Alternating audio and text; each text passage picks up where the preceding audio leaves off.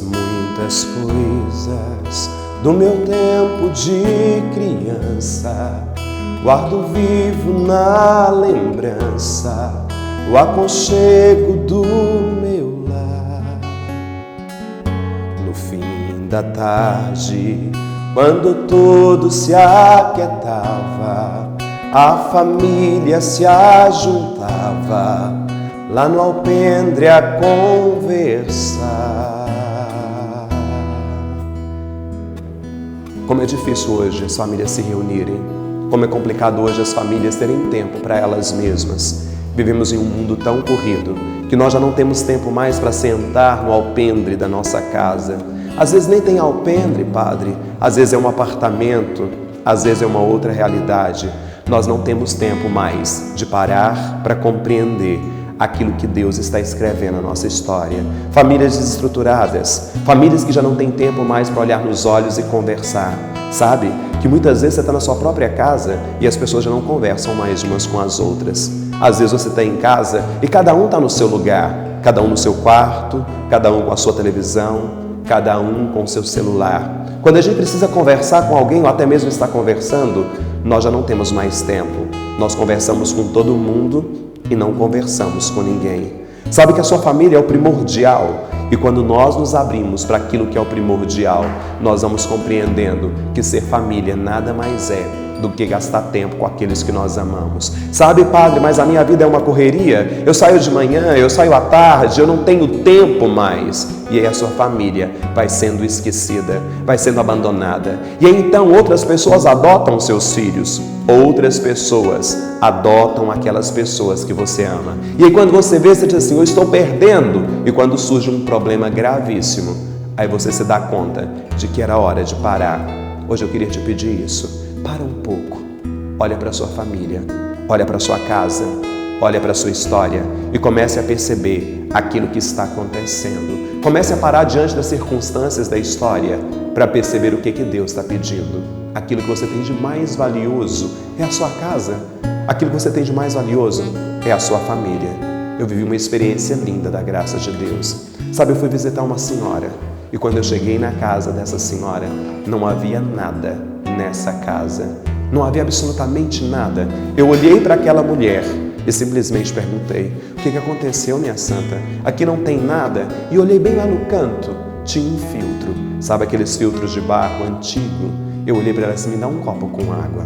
Ela buscou a água, me entregou. E a única coisa que tinha restado naquela casa era um filtro antigo. E eu olhei para ela e perguntei mais uma vez, o que aconteceu depois que ela me deu a água? Ela disse, meu filho, padre, meu filho usa drogas, ele vendeu tudo aquilo que eu tinha. A única coisa que ficou foi esse filtro. A única coisa que ficou. Mas ela trazia um sorriso tão grande, eu perguntei, por que a senhora ainda sorri diante de uma circunstância tão difícil? O seu filho é drogado, eu sei que o seu marido trabalha muito. E ela disse assim, porque eu acredito na minha família, padre. Mesmo meu filho estando nesse estado, eu acredito na minha família. Antes de ir embora, aquela mulher olhou para mim e me pediu assim, padre, abençoa o meu filtro. Abençoa o meu filtro.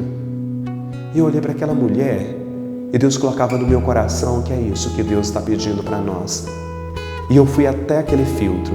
Quando eu coloquei a mão naquele filtro, eu pedi para ela, coloque também a sua mão. E eu abençoei e falei assim, por que você me pediu para abençoar o filtro?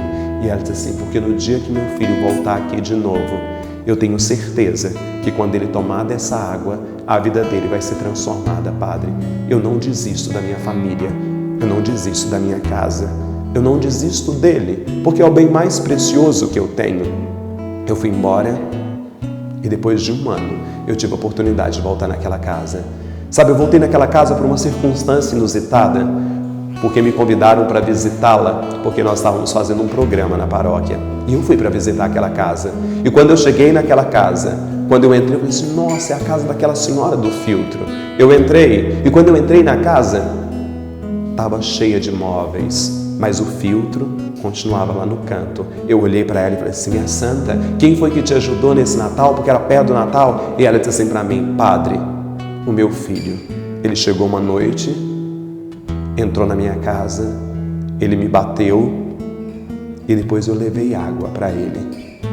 A partir daquele momento, Padre, a partir daquele momento, nunca mais meu filho voltou a usar droga e ele me devolveu tudo aquilo que um dia ele me tirou, porque eu não desisti daquilo que eu mais amava, porque eu não desisti da minha casa. E aí a graça ela vai acontecendo. Sabe que de vez em quando a gente não entende? Aquela mulher teve que perder tudo aparentemente para conseguir restaurar mais uma vez a sua casa. Nós não queremos perder mais. Nós nos cansamos tão rápido. Nós vamos desistindo de forma tão rápida.